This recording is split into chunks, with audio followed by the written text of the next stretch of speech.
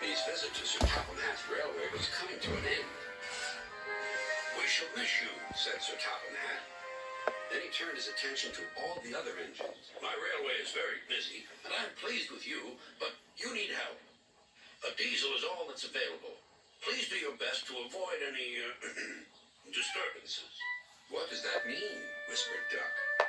"That means this diesel is difficult," snapped James. And it was.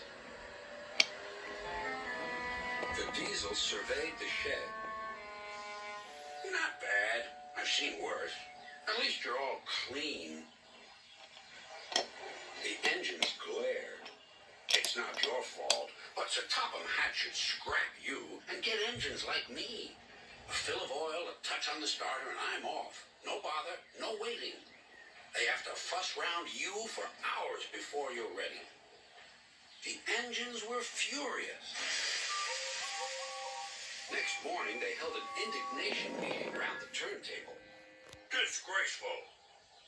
Disgusting. Despicable.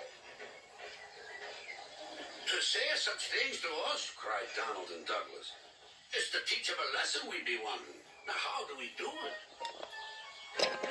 Their chance came sooner than expected.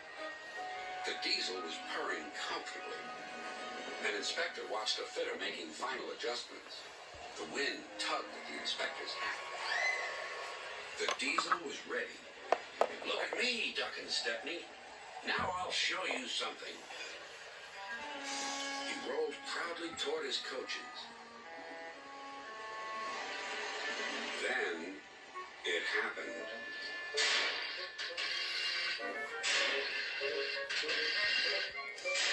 Shaking and spluttering, the diesel stopped. Meanwhile, the inspector was looking for his hat. The diesel seethed with fury as Duck and Stepney pushed him back to the shed. "My hat," explained the inspector. "You sucked it through your air intake." "Bother your hat. The heavy train's due out. You'll have to take it, Duck. Stepney, will you help, please?" "Thank you, sir," cried Stepney. "I'd like a good long run on my last day." The engines were soon ready. "Gordon will take over from halfway, so get the train to there. Good luck." "Don't worry," smiled Stepney. "We'll get there, and be early, too."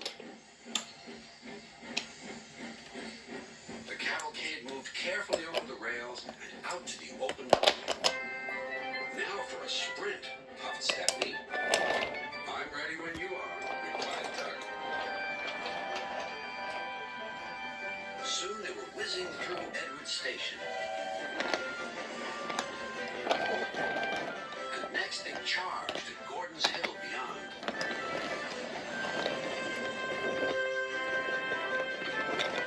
They felt the drag of the heavy coaches here. It was hard work.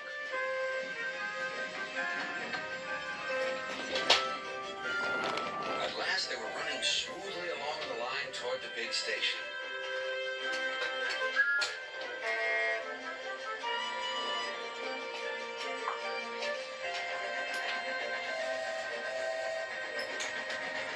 "Hello, you're early," said Gordon. "That's one in the headlamp for old Diesel. James says he's sick as boiler sludge and sulking in the shed. Serves him right for saying we're out of date." And Gordon chortled away. Next day, everyone came to say goodbye to Stepney. "Come back and see us soon," whistled the engines. "And you're always welcome on my Bluebell Railway, too," replied Stepney. Then he puffed away. What about Diesel? He'd slipped out while no one was looking. But he left two things behind: a rather nasty smell and a battered bowler hat.